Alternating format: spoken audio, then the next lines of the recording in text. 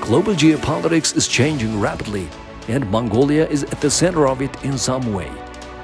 Not only does Mongolia occupy a position between Russia and China, both emerging as key players on the geopolitical stage, but it also stands at the crossroads of global events that matter to the West and East. Mongolia's geographic location, historical ties and friendly relations connect us to our authoritarian neighbors, while our democratic values link us to the Western world and other democratic countries. This unique position places Mongolia at the heart of global affairs. There is no option to exit the game. Mongolia Matters. Welcome to Mongolia Matters. I'm Batsir Namshur. In this episode, we are shining a spotlight on a significant event that took place in Mongolia in 2023, the historic visit of Pope Francis. This visit was far from ordinary and stood as a momentous event through which the democratic nation of Mongolia, committed to the principles of religious freedom and democracy, gained heightened visibility on the global stage.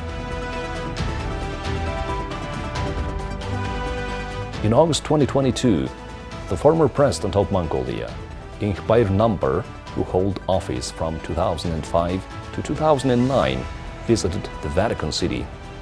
During his visit, he delivered the invitation from the current president, Khursukhna, to His Holiness Pope Francis. Pope Francis emphasized the significance of his upcoming visit on August 27, 2023, stating, "It's a much-desired visit, offering an opportunity to embrace a church that's small in number, yet vibrant in faith and great in charity." Pope Francis, the head of the Holy See, embarked on a state visit to Mongolia from August 31st to September 4th, 2023, following the invitation from President Khursukhna. This visit holds significance as it marks the 43rd apostolic journey of the Pope Francis. Aboard the plane, Pope Francis remarked, "There are only a few inhabitants, a small people but a big culture. I think it will do us good to try to understand this long, big silence, understand what it means, not intellectually, but with our senses." He added, "Mongolia, you understand with your senses." After an overnight flight, Pope Francis arrived in Mongolia on September 1st, 2023, where he was warmly greeted on the tarmac by helmeted honor guards and Mongolia's Foreign Minister Batsitsig Batmuh. As a gesture of welcome, a woman in traditional dress offered him a taste of dried yogurt. Dried yogurt is a traditional Mongolian delicacy known as arol and holds cultural significance in the country. On September 2nd, an official open-air welcoming ceremony took place at Sukhpater Square, attended by political and religious dignitaries from across the country. The ceremony unfolded beneath the impressive statue of Chinggis Khan, located in the front of State Palace. During the event, Pope Francis was treated to a meticulously choreographed parade that showcased the rich history and cultural heritage of Mongolia. Mongolians and Catholics from various other nations, some notably waving Chinese flags, gathered in the central square of the capital city Ulaanbaatar, eagerly awaiting the arrival of the pontiff during an official welcome ceremony. I think it's good. It's very important to do that, and I see in the streets everybody is very happy about this.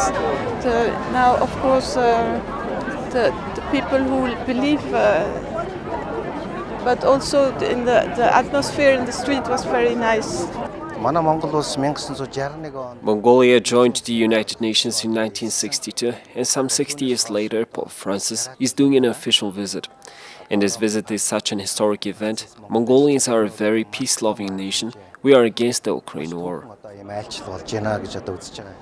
During the ceremony at Sukhpater Square, President Khursukh and Pope Francis paid their respects to the statue of Chinggis Khan.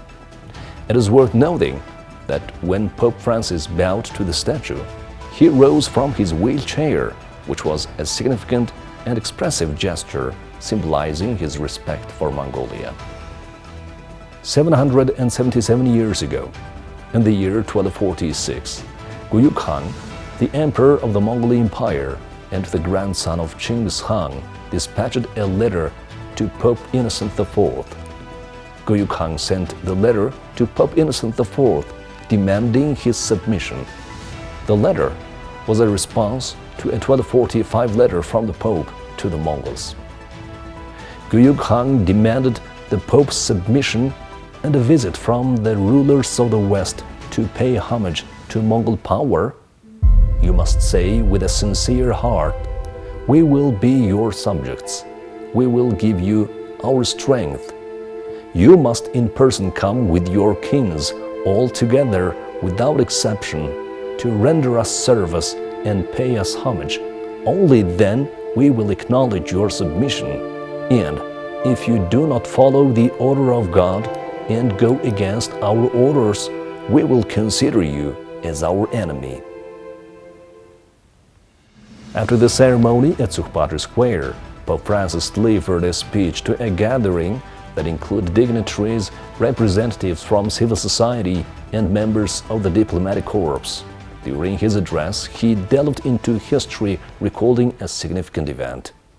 Exactly 777 years ago, during the transition from August to September in the year 1246, Friar John of Pyandel Karpin, acting as envoy for Pope Innocent IV, visited Guyuk, the third Mongol emperor. Friar John presented an official letter from the Pope. Subsequently, a response bearing the seal of the Grand Khan, inscribed in traditional Mongol scripts and translated into various languages, was dispatched. This very letter is preserved within the Vatican Library. Pope Francis presented an authenticated copy of the letter to President Khurelsukh-Ukhna of Mongolia. The copy of the letter was made using advanced technology, meeting archival document standards. Pope Francis said, "I'm respectfully presenting the copy of the letter as a gift, made in the highest quality with advanced technology. This gift should become a symbol of the ancient friendly relations that are now expanding." Guyuk Khan's letter was 1 meter 12 centimeters long and 20 centimeters wide. The letter was indicated by 2 stamps of the seal of Guyuk Khan of the Great Mongol Empire in the middle of the paper, and at the end, the seal of the Great Mongol Empire reads, "By the power of the eternal Tengar, the universal Khan of the Great Mongol Ulus, issue this command. Should this reach people, both those under governance and those enjoying freedom, they are to respect and stand in awe of it." The letter is a written evidence of 777-year history of relations between Mongolia and the Holy See, and a unique and valuable piece of Mongolian heritage. In his address at the Ichmongol Hall of the State Palace, Pope Francis commended Mongolia for its enduring tradition of religious freedom, tracing its origins back to the era of its founder, Chinggis Khan. From ancient times to the present day, your people have embraced the significant challenges of global democracy and development over recent decades, all while preserving your ethnic heritage. Mongolia, as an active member of the United Nations with extensive diplomatic relations, now plays a crucial role not only in Asia, but also on the international stage, with its unwavering commitment to respecting human rights and promoting peace. I would like to emphasize your decision to declare to the world that you are a nuclear weapon-free state and your dedication to halting the proliferation of nuclear weapons. Mongolia is not only a democratic country with a peaceful foreign policy, but also a nation with a mission to contribute to global peace. Additionally, your efforts to abolish the death penalty are a significant step forward. The state principles to respect statehood, striving for peace with the ultimate goal to foster harmony and unity was passed down to us by Chinggis Khan, and this legacy has been relayed throughout many centuries, and today Mongolia is pursuing a peace-loving, open, independent and multi-pillared foreign policy and we are working consistently towards strengthening global and regional peace and security. With a view to peacefully contributing to the international community's efforts in addressing regional and global security challenges, Mongolia has been offering its initiatives, and we are actively engaging in our two eternal neighbors as well as our third neighbors. On September 2nd, Prime Minister of Mongolia, Oyungerden, extended a courtesy call to His Holiness Pope Francis. During their meeting, Prime Minister Oyungerden emphasized, Mongolia, as a democratic nation, is dedicated to upholding the principles of democracy, human rights, and religious freedom. Our core foreign policy tenet revolves around promoting global peace. I'm confident that your state visit to Mongolia will bring a distinctive and invaluable contribution to the collective pursuit of worldwide peace and harmony.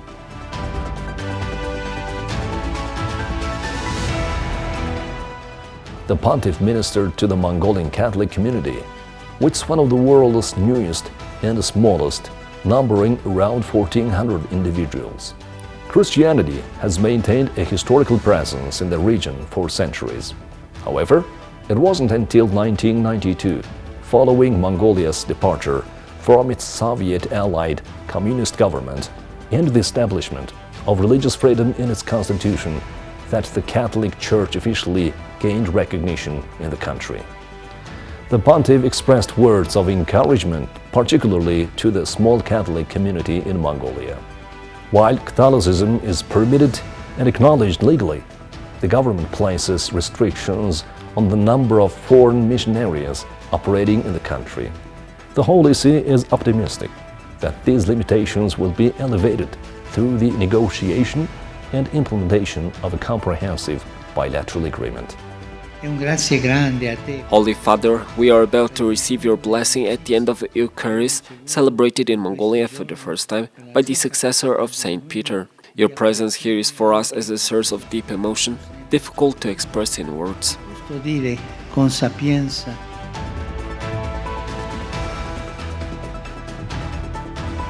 In a momentous gesture during the Mass, Pope Francis conveyed a heartfelt message of warmth and unity to the Chinese people. He urged Chinese Catholics to be both good Christians and good citizens. The timing of the Pope's visit to Mongolia coincides with a period of strained relations between the Vatican and Mongolia's two neighboring nations. China stands accused of breaching a 2018 accord with the Vatican, which marked a historic moment by allowing the appointment of jointly approved Catholic bishops in China. Before this agreement, bishops nominated by either the Vatican or the Chinese Patriotic Catholic Association lacked recognition from the opposing party. Although China is officially an atheist state, religious practices are legally permitted, but subject to stringent government oversight and surveillance. Meanwhile, the Vatican's relationship with Moscow has soured due to Russia's war in Ukraine. On September 3, 2023, Pope Francis participated in an interfaith gathering alongside representatives from Buddhist, Jewish, Muslim, Shinto, Baha'i, Hindu, and Christian faiths during the third day of his visit to Mongolia. Addressing the assembly, the Pontiff delivered a speech emphasizing the pivotal role that religions can play in the pursuit and establishment of global peace. Brothers and sisters, today we are meeting together as the humble heirs of ancient schools of wisdom. In our encounter with one another, we want to share the great treasures we have received for the sake of enriching a humanity so often led astray on its journey by the myopic pursuit of profit and material comfort. People in our time are often unable to find the right path. Being concerned only with earthly interests, humanity ends up destroying the earth and mistaking progress for regress, as attested by so many injustices, conflicts, persecutions, environmental disasters, and great disregard for human life. Pope Francis displayed attentive interest as a diverse array of faith leaders shared insights into their beliefs and their spiritual connections with the divine. Many among them expressed the view that the traditional Mongolian ger, characterized by its round-shaped yurt, served as a powerful symbol of harmony with the divine, describing the ger as a warm haven of family unity, open to the heavens and welcoming to strangers. Those leaders highlighted its significance and embodying a sense of sacred interconnectedness.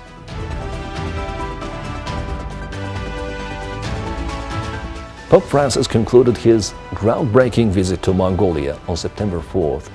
A farewell ceremony was organized at Chinggis Khan International Airport, where the Minister of Foreign Affairs of Mongolia, Batsitsig, alongside other officials, bid farewell to the pontiff.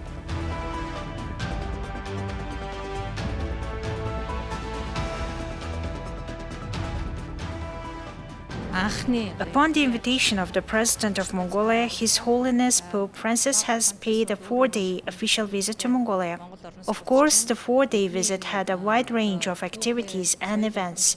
The Vatican and Mongolia's relationship has a long history of 777 years, when Guyuk Khan's invitation was delivered to Pope Innocent IV.